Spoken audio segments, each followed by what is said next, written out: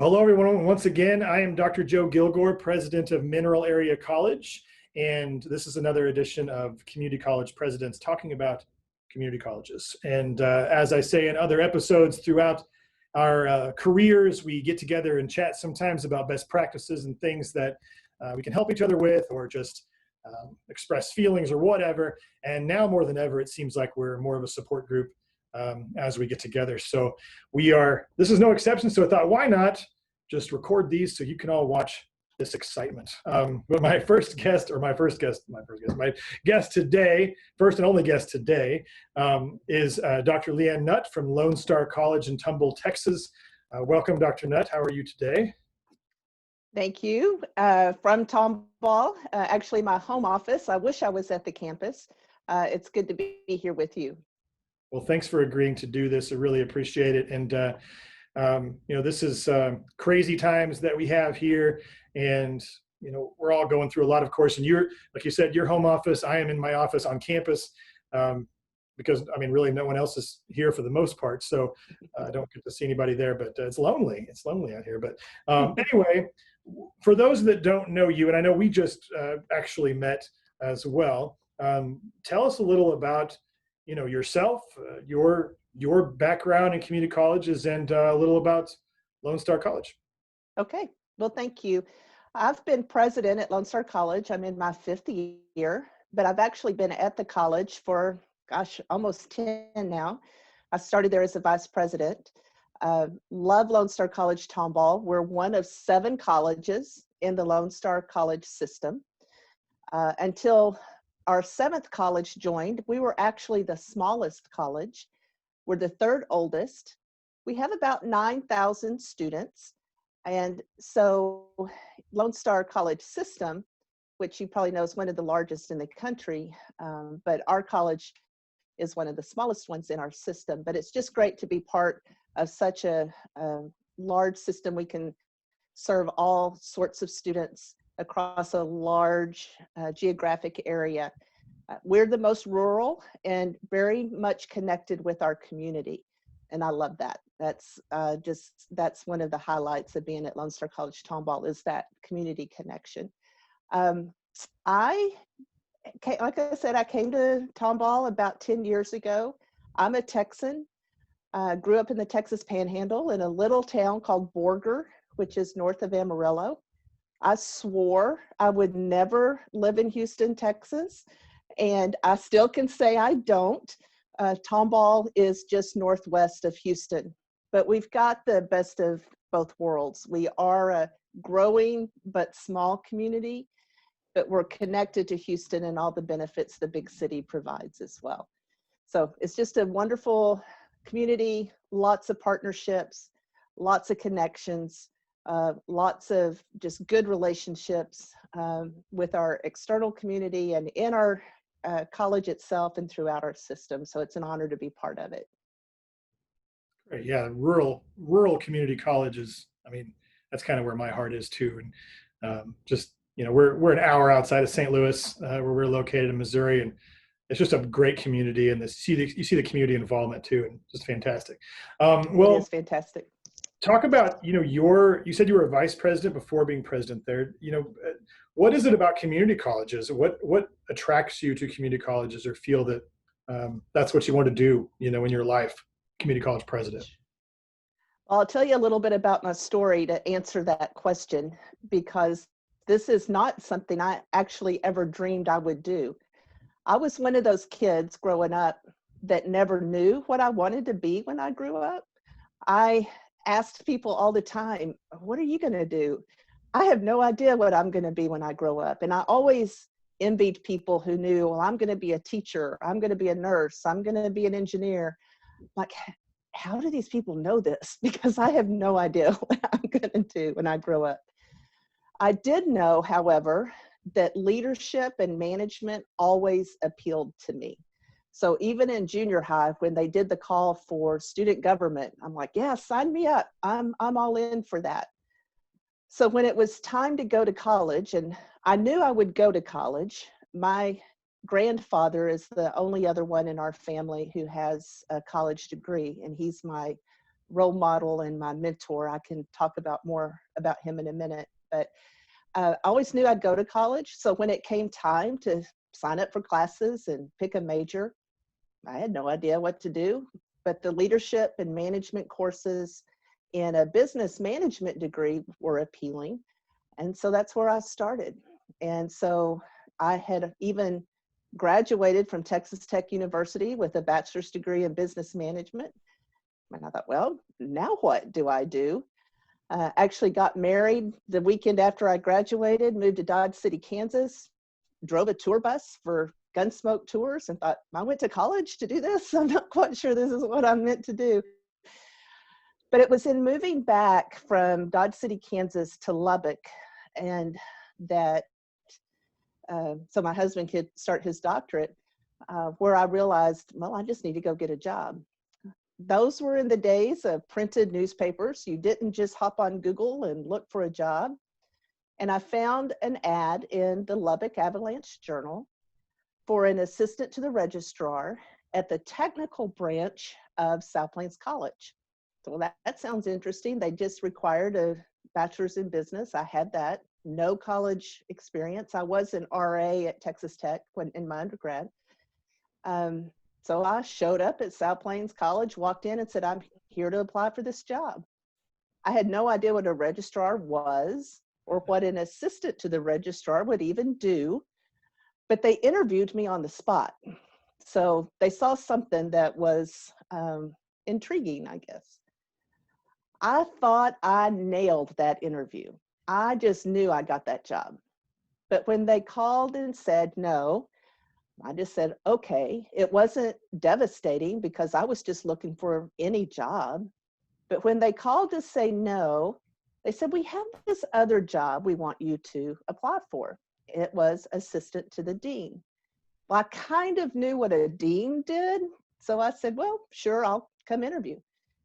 Drove back down to Lubbock, interviewed for the position, walked out going, I have no idea what these people were talking about. I didn't know how to answer a single question.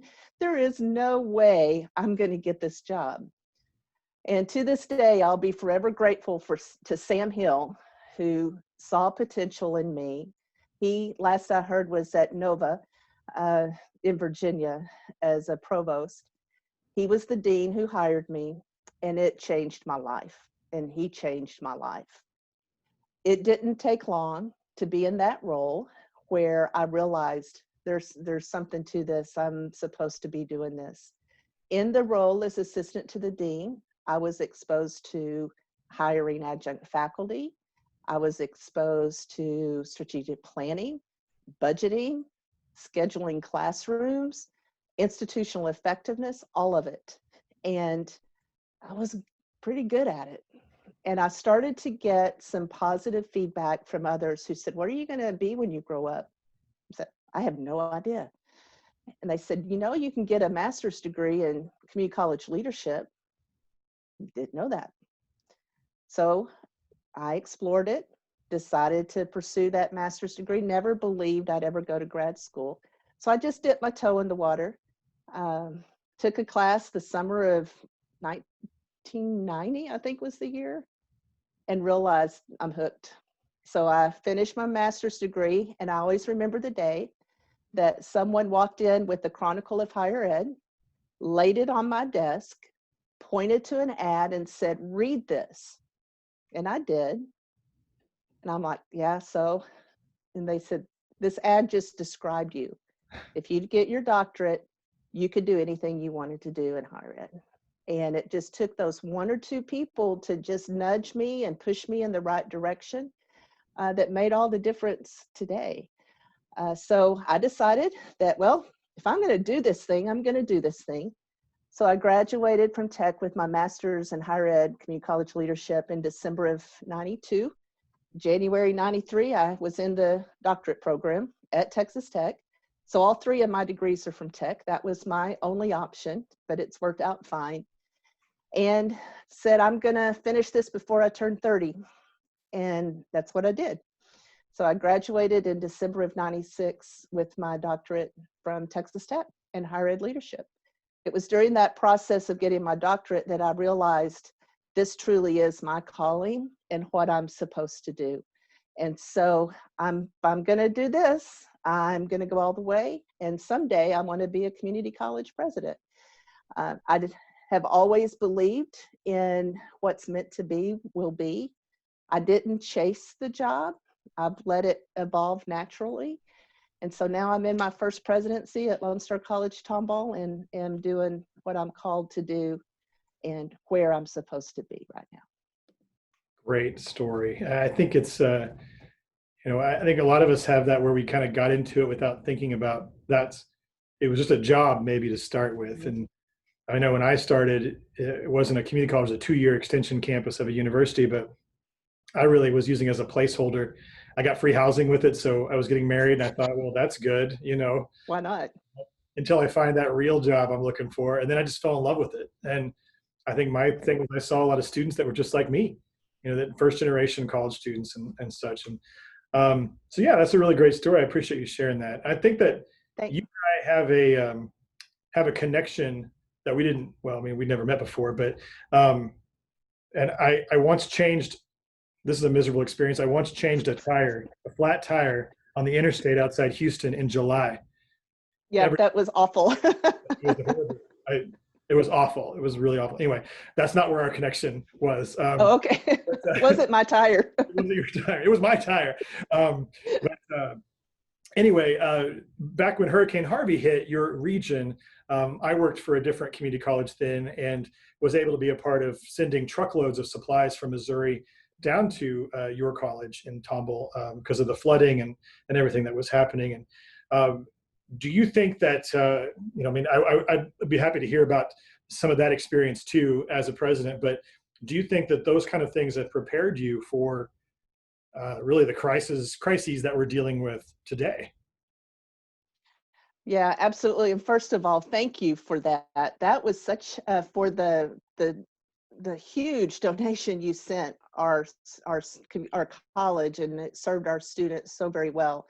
So just thank you. And that was such a meaningful experience. I remember actually being in the room helping sort everything, and it was everything from diapers to toys it was awesome. So thank you for that. That experience at the time, who knew that we were being prepared for some other adversity to have to lead through. And what I learned during Harvey is people are resilient. I'm resilient. I know that from my own personal experience, and I really try to instill that in our students, that idea and that belief that we are resilient and can overcome adversity. But that was at a time, Harvey was a time where you saw really community come together. It was amazing to watch how our faculty and our staff reached out to each other to make sure they were okay, how we reached out to our students, how our college was connected with the city of Tomball and all the agencies and everybody that we needed to collaborate with.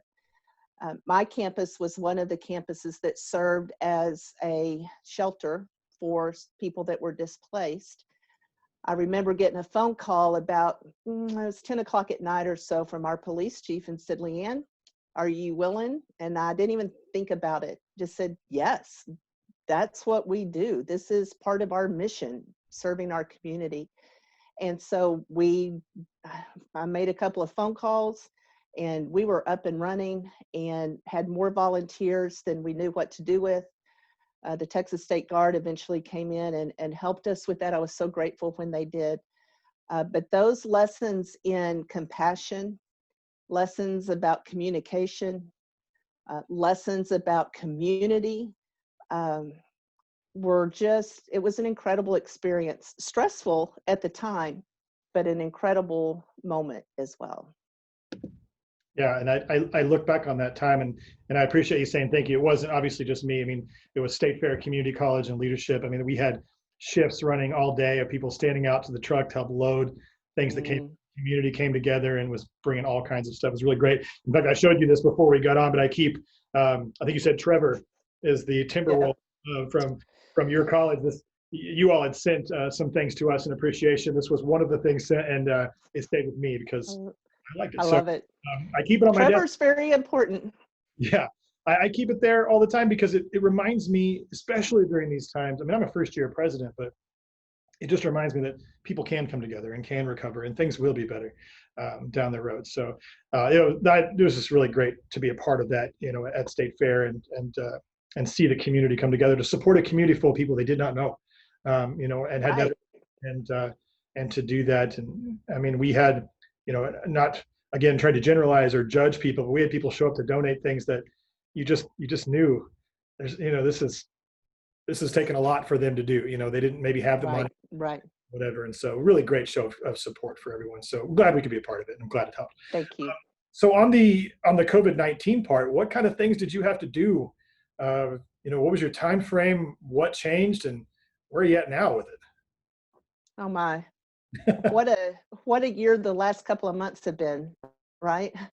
Um, this this all kind of started in March, right before spring break, and we're starting to hear about this and thinking, okay, well, a few people might get sick, but okay, had no idea what we were about to face. And in fact, my son and I were able to travel for spring break together with his school, and we were in Ireland when things started falling apart. And we got notice that our trip was going to be cut short, and thank goodness it was, because we got in right the day before we wouldn't have been able to get back in. We were very fortunate. Um, it was then that I started realizing this is a big deal. This is serious.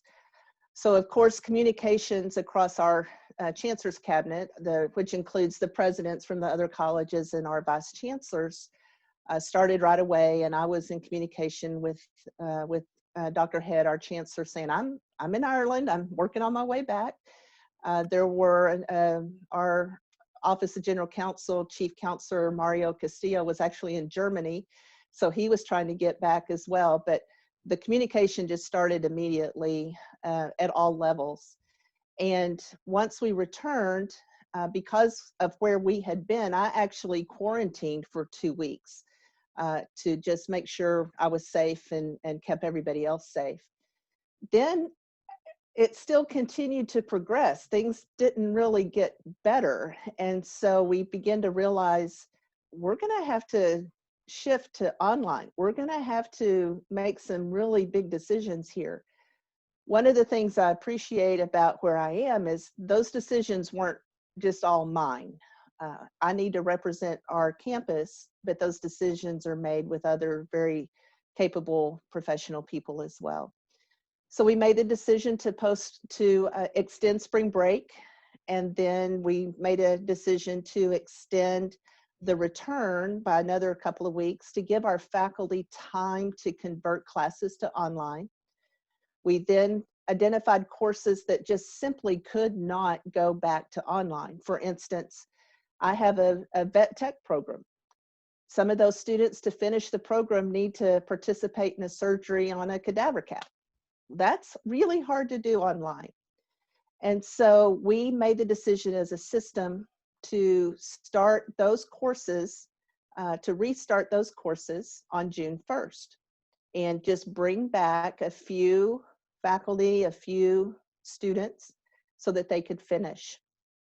Between the date that that decision was made and June 1st, we established collectively a set of protocols, extensive, in-depth protocols that had to be followed to open our buildings. And for instance, there's 3 different sets of protocols.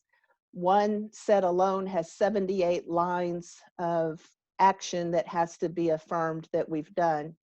And so we have really worked hard to make sure that everyone stays safe, that they can come back and finish what they need to finish and feel good about being where they are. So that just happened June 1. This is June 3rd. So we are just now in the process of working out all of the issues that come up. So, no plan survives first contact, right? So we can establish a great plan and then realize once we're on campus, oh, I need more time to do this, or I forgot to include this person, whatever that might be. So we're in adjust mode right now, but it's going well. People are cooperative. People are excited to see each other again. we're doing, it's good to see people and have a little bit of progress made. Our summer will be primarily online. It also started June 1, and we will make some decisions probably by the 1st of July about what the fall will really look like. Right now, about 50% of our courses are face-to-face, and the other 50 are online or hybrid. Now we have pivoted and shifted and adjusted and have come up with other modalities to accommodate an online with a synchronous time, some things like that that other colleges are doing as well. And then whatever happens, if we have to shift to back all online, we'll be prepared to do that as well. Okay. Well, shifting a little bit on topic, though, I'm going to ask you about pet peeves. And I know that COVID-19 is probably the biggest pet peeve in the world for all of us. But what I've been asking everybody I've talked about things that get under their skin as higher education administration or in higher education in general, and heard just a variety of things that bother people. Most of mine are extremely petty, but for some reason it just, it's like nails in a chalkboard type of thing. So I want to give you a chance to share that if you have any pet peeves in higher education out there. Well, you may classify mine as petty too, but I'll tell you what mine is. I am always aware of how often we use language or terminology that a student will not understand, either in our printed material or a website, or even, I'm like, guys, they don't know what that means. Can't we just say what it is and not do higher ed speak? We're so used to the acronyms and the language, and we know what it means. So I always try to keep an eye for, are we speaking the language of our students? Are we sharing information in the way that they'll get it? Do they know that I think yours was how FAFSA is said or something, so I may be misstating it right now, so don't get annoyed with me. But FAFSA, now I can't say it. You know what I'm talking about, the financial application. Now I've got all tongue-tied over that. Why don't we just say, do you need money for college? Fill out this application. So that kind of just meet our students where they are. Know that not all of our students have that vocabulary and background. I was a bachelor's degree person looking for a job and didn't know what a registrar was.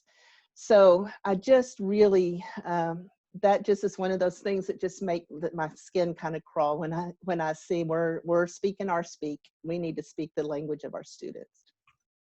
Well, and don't be ashamed. There's a lot of us that don't know what a registrar is still. I'm kidding. I'm kidding. All right. Well, in the short time we have left, I wanted to give a couple minutes to you just to talk about whatever you want to talk about. So I'm going to turn it over to you, and then I'll come in at the end. Okay, great. Well, thank you. I just am such a proponent of community colleges, our students, and I just want to do what I can to make a difference.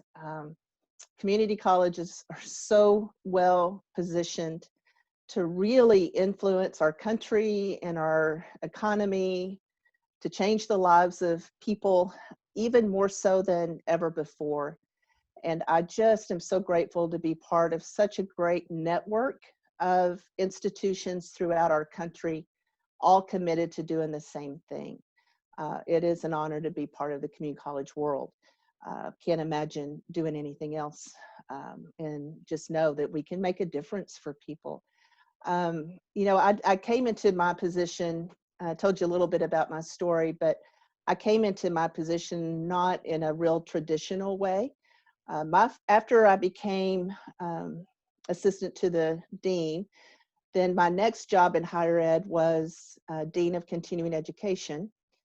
And then I became a provost. It was head of a branch campus in another at North Central Texas College, where I spent 12 years, and then vice president of instruction.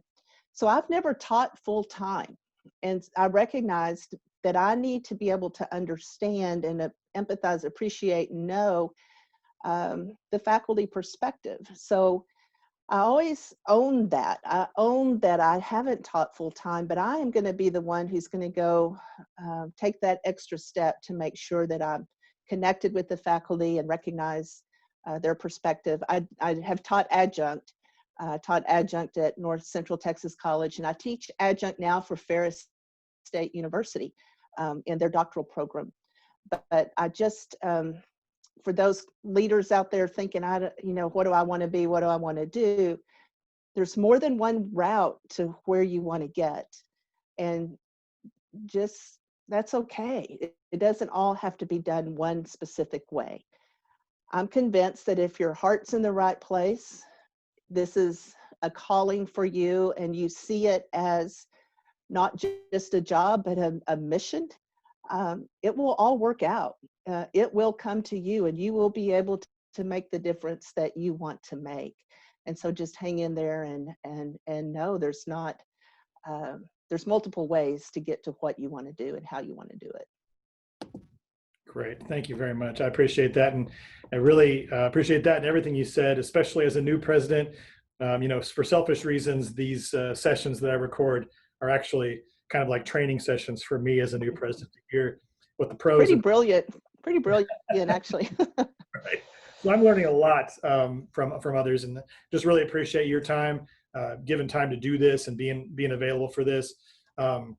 Wish you luck in all the rest of the COVID-19 issues and getting the school year started. Hopefully we're all back to some kind of normalcy at some point. So thank you, Joe. Can I make one shameless plug before we go? Okay. I am very much driven in my role as president and for our college, and for anybody who will stop a minute and listen. And since I have a little bit of a platform right now, I want to take advantage of it. We can make such a difference for our students. And if we could do anything a little bit differently as community colleges, I would love to see us focus as much on developing what our students believe about themselves, what they believe about what it takes to be successful in college, believe that they belong. And we've done a really good job in the completion agenda of making our colleges better because of the programs and the pathways and the processes and everything we've done to be the best institutions we can be. But now it's time to really invest in helping our students believe that they belong, believe that they can do it, believe that it's hard work and that's okay, and believe in the power of perseverance and determination and resilience. And so my shameless plug is this. I actually wrote a book about this, so I want to take a minute and just promote it, frankly. It's Complete the Agenda in Higher Education, Challenge Beliefs About Student Success. It's been out a few months now, and it's available on my website, leannutt.com. And so, again, a shameless plug, but my editor would say, you didn't mention your book, and so now I can tell her that I did.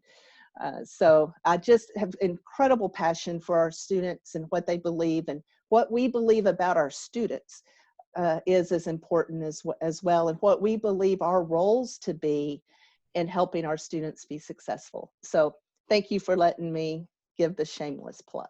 No problem. Hey, I love books about higher education, so I'll have to pick that up and get an autographed copy of it sometime when I'm around you next. Absolutely. Absolutely. All right. Well, thank you very much for your time. Really appreciate it. Stay well and keep doing a great job. Thank you. You stay well as well. Thank you.